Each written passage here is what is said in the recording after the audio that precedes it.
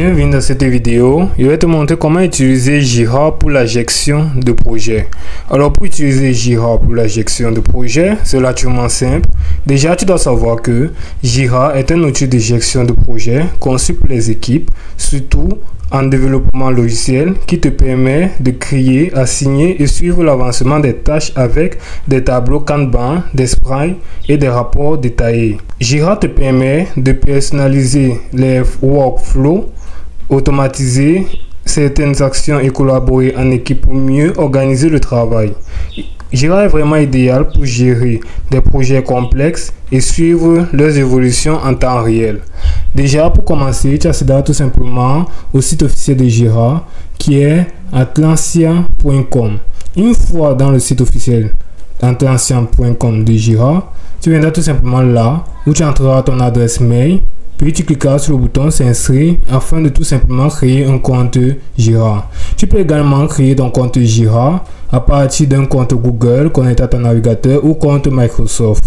Ou si tu possèdes un compte, tu cliqueras tout simplement là à ta droite juste en haut sur connexion. Alors si tu as choisi l'option de création de compte, tu seras dirigé là où tu entreras tout simplement ton nom complet. Puis tu cliqueras sur le bouton continuateur. Alors une fois avoir entré ton nom complet et avoir cliqué sur le bouton continuateur, tu seras dirigé ici où tu cliqueras encore sur continuer. Comme tu peux le voir, voici ton site qui est tout simplement ton nom et ton prénom .atlassian.net. Après cela, tu seras dirigé ici où tu choisiras tout simplement ton type de travail parmi la liste suivante. Pour moi, je vais choisir développement logiciel par exemple. Tu vas cliquer, puis on te demandera comment ton équipe compte-t-elle utiliser Jira. Pour ma part, il va écrire par exemple, il va cocher gérer les tâches, puis continuer. Après cela, tu seras dirigé ici où, comme tu peux le voir, un espace de travail t'a été créé. Ou tout juste à gauche, tu as plusieurs options, telles que l'option récent, qui te liste tout simplement tes différentes tâches effectuées récemment ou précédemment. Tu as l'option favori, où tu mettras tout simplement à favori certains projets déjà créés ou certaines tâches. Tu as l'option apps, où tu pourras tout simplement apercevoir des objets en explorant tout simplement plus d'applications. Alors, tu vas tout simplement explorer afin d'apercevoir des applications dont tu pourras relier à tes projets. Ces applications te seront utiles comme outils de travail. Comme par exemple, tu peux avoir Scrivener for Jira et plein d'autres utiles. Tu as l'option plan. Tu pourras tout simplement créer un plan en cliquant tout juste là. Après avoir cliqué là, tu seras dirigé ici où tu rempliras les informations telles que le nom, l'accès, le how to work your plan. Tu choisiras les options, puis tu cliqueras sur créer afin de créer ton plan. Tu pourras aussi insérer une team. Tu pourras entrer le nom du dashboard et tu pourras choisir si tu veux un dashboard ou si tu veux un projet ou filter. Alors revenons à la page précédente. Tu as d'autres options telles que le plan comme je te l'ai dit, où tu pourras créer ton plan. Tu as le filtre, tu pourras tout simplement filtrer l'affichage de la liste de tes différents projets déjà effectués. Tu as le tableau de bord qui va tout simplement te recenser tes différentes tâches déjà effectuées dans Jira. Tu as l'équipe où tu pourras tout simplement ajouter une équipe composée de personnes dans ton projet. Tu vas personnaliser la barre latérale qui va te permettre de personnaliser la barre latérale comme son nom l'indique. Et tu as le plus important, projet, où tu cliqueras tout simplement là afin de créer un projet.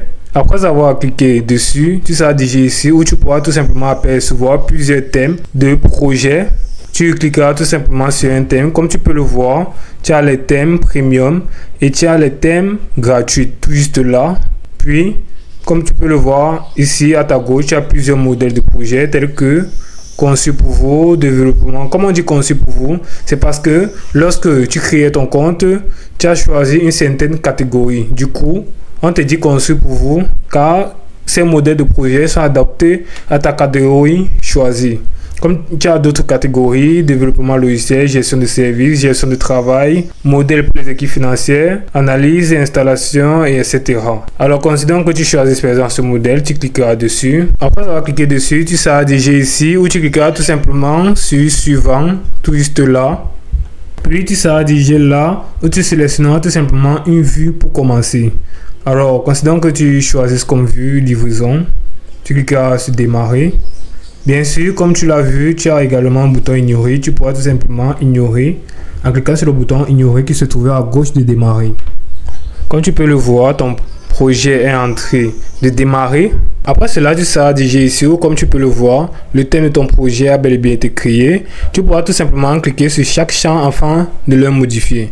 Comme par exemple, si tu veux modifier ce champ, tu cliqueras tout simplement sur cette icône, modifier le résumé, tout juste là. Tu modifieras tout simplement le nom du champ. Puis tu cliqueras sur Entrée.